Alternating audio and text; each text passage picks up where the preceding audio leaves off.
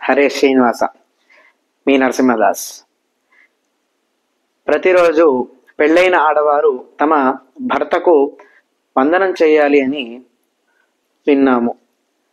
ఇందులో ప్రతిరోజు వందనం చేయడం వల్ల ఫలం ఏంటి అని అడిగితే అక్కడ మహాభారతంలో చెప్తున్నారు, భూప్రదక్షిణ షట్కమ్యత్, కాశీయాత్ర అయుతంచయత్, సేతుస్నాన శతం యచ్చ తత్ఫలం పతివందనాత్ అని.